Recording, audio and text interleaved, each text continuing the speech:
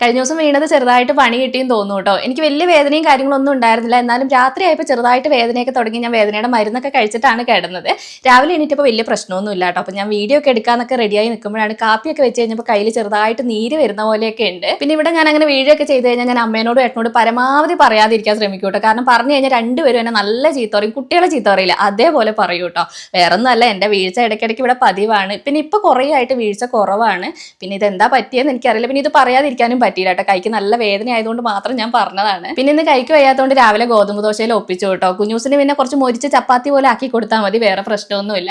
പിന്നെ നമ്മളിങ്ങനെ ആണുങ്ങൾ അടുക്കളയിൽ കയറിയാൽ നമുക്ക് കുറേ ബുദ്ധിമുട്ടാവും, വൃത്തികേടാവും എന്നൊക്കെ നമ്മൾ പറയില്ല. എനിക്കിവിടെ നേരെ തിരിച്ചാണ് കേട്ടോ. ഏട്ടൻ അടുക്കളയിൽ കയറി എൻ്റെ അടുക്കള നീറ്റായിരിക്കും.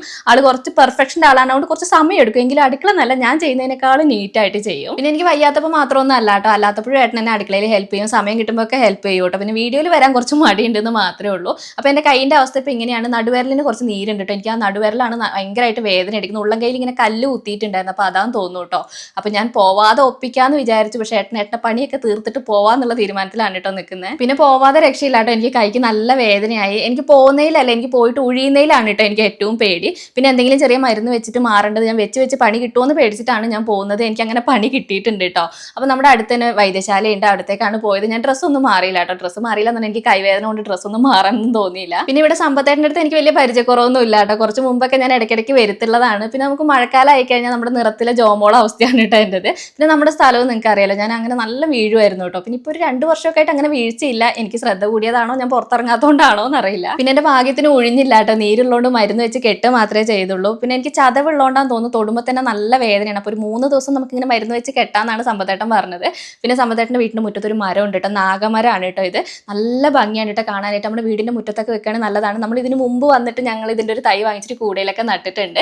നമ്മുടെ ഈ ഒരു ചൂട് സമയത്ത് അതിൻ്റെ ചോട്ടിൽ പോയി ഇരിക്കുമ്പോണ്ടല്ലോ, ഒരു AC-യിലൊക്കെ കയറി അതേ ഫീലാണ് കേട്ടോ. നമുക്കിങ്ങനെ കാണാനും ആ മരം നല്ല ഭംഗിയാണ്. പിന്നെ ഞാൻ കൈയൊക്കെ കെട്ടിച്ച് വീട്ടിൽ വന്നപ്പോഴാണ് കേട്ടോ കുഞ്ഞൂസിന് അതിൻ്റെ ഒരു ഗൗരവം മനസ്സിലായത്. അവൻ ഇത് കൈയൊക്കെ കെട്ടിക്കണ്ടപ്പോൾ വിഷമമായിട്ട്. കാരണം ഞാൻ വീണു എന്ന് പറഞ്ഞപ്പോൾ അവന് വലിയ ഫീലൊന്നുമില്ല. അവൻ ഞാൻ വീണത് കണ്ടതാണ്. അപ്പോൾ ഞാൻ വലുതായിട്ട് വീണിട്ടില്ല എന്ന് അവനെ അറിയാം. അപ്പോൾ കൈയൊക്കെ കെട്ടിക്കണ്ടപ്പോൾ അവന് വിഷമമായി കേട്ടോ. പിന്നെ ഇത് കുഞ്ഞൂസിൻ്റെ കളിപ്പാട്ടം ഇടുന്ന പെട്ടിയാണ്. ചെറുപ്പം മുതലുള്ള കളിപ്പാട്ടുണ്ട്. പൊട്ടിയ കളിപ്പാട്ടം വരെ കളയില്ല കേട്ടോ. എല്ലാം അതിൻ്റെ ഉള്ളിൽ കൂട്ടി വെച്ചിരിക്കുകയാണ്. അപ്പോൾ അമ്മ എല്ലാം പുറത്ത് എടുത്ത് വെച്ചപ്പോൾ ഞാൻ അതൊന്ന് ക്ലീൻ ചെയ്ത് വെച്ചു. പിന്നെ എന്തെങ്കിലും വയ്യായിക വന്നാലും അമ്മ അടുത്തുള്ളതുകൊണ്ട് എനിക്ക് വീട്ടിലത്തെ കാര്യങ്ങളിലൊന്നും പേടിയൊന്നും ഇല്ല കേട്ടോ. അമ്മ അപ്പോൾ ഉച്ചത്തേക്ക് ചക്കപ്പുഴുക്കൊക്കെയാണ് കേട്ടോ ഉണ്ടാക്കുന്നത്.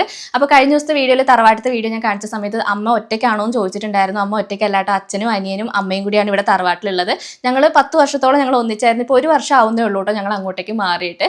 മാറിയെന്നൊന്നുമില്ല, ഞങ്ങൾ മാറിയാലും ഇവിടെ ഒന്നിച്ച് തന്നെയാണ് ഞങ്ങൾ. അപ്പോൾ അമ്മ ഉച്ചത്തേക്ക് ചക്കപ്പുഴുക്കും മുളകൊടച്ചതൊക്കെ ഉണ്ടാക്കിയിട്ടുണ്ടായിരുന്നു കേട്ടോ. എനിക്ക് ചക്കപ്പുഴുക്ക് ഇഷ്ടമാണ്, അത് മാത്രം കഴിച്ചു കഴിഞ്ഞാൽ എനിക്ക് വയറുവേദന കൊടുക്കും. അപ്പോൾ ചോറിൻ്റെ കൂട്ടത്തിലാണ് കേട്ടോ ഞാൻ കഴിക്കുന്നത്. അപ്പോൾ ഇന്നത്തെ വീഡിയോ ഇത്രയേ ഉള്ളൂ. അടുത്ത വീഡിയോയിൽ കാണാം കേട്ടോ.